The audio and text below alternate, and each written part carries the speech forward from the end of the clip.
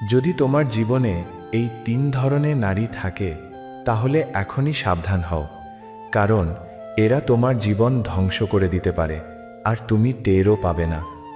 ভিডিওটা শেষ পর্যন্ত দেখো, কারণ শেষে যেটা বলবো সেটা তোমার জীবন বদলে দিতে পারে। আজকে আমি এমন একটি বিষয় নিয়ে কথা বলবো যেটা কেউ সরাসরি বলতে চায় না, কিন্তু বাস্তব জীবনে প্রতিদিন হাজার হাজার পুরুষ এই ভুল করছে এবং নিগণ্ডে ভুগছে। আজকের ভিডিওতে আমি তোমাদের সাথে শেয়ার করব তিন ধরনের নারীর মনোভাব ও আচরণ, যেগুলো চিনতে না পারলে তোমার সম্পর্ক, কেরিয়ার, এমনকি মানসিক স্বাস্থ্য পর্যন্ত বিপন্ন হতে পারে। 1. ম্যানিপুলেটর, যে তোমাকে অনুভব করায় তুমি সবসময় ভুল। ধরো তোমার একটা সম্পর্ক আছে, তুমি ভালোবাসো, যত্ন করো, কিন্তু প্রতিটা ঝগড়ার শেষে তুমিই ক্ষমা চাও, এমনকি যখন তুমি ভুল করনি তখনও। কেন? কারণ সে তোমাকে এমনভাবে কথা বলে যে তুমি নিজেই ভুলে যাও আসলে কি ঘটেছিল। এই ধরনের নারীকে মনোবিজ্ঞানে বলা হয় ইমোশনাল ম্যানিপুলেটর। তার 4টি লক্ষণ হল: 1. সে সবসময় নিজেকে ভিকটিম হিসেবে উপস্থাপন করে। 2. তোমার কথা মাঝপথে কেটে নিজের কথা তোলে। 3. তুমি যদি রাগ করো, সে বলে তুমি কখনো আমাকে বোঝোনি। 4. তোমার ভালো কাজকেও সে নেগেটিভভাবে দেখে। তুমি কি কখনো এই ধরনের কারো সাথে ছিলে? কমেন্টে লেখো হ্যাঁ বা না, আমি পড়ব।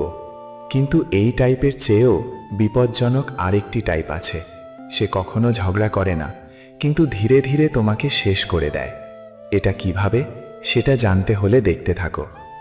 2. দ্য সাইলেন্ট ডেস্ট্রয়ার, যে হাসি মুখে তোমার আত্মবিশ্বাস নষ্ট করে।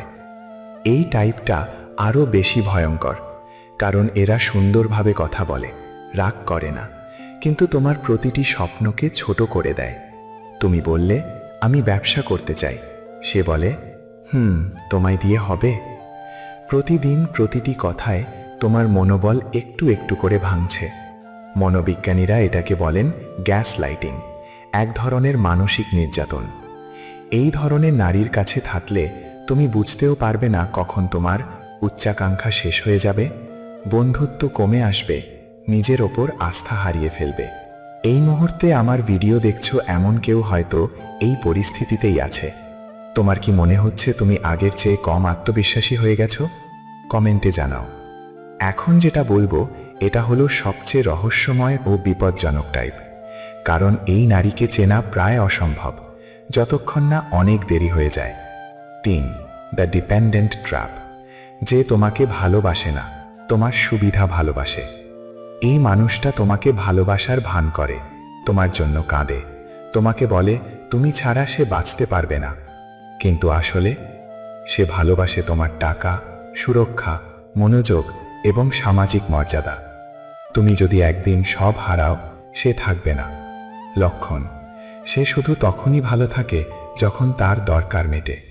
তোমার সমস্যায় সে পাশে থাকে না, সে সব সময় তোমার কাছে নতুন কিছু চায়।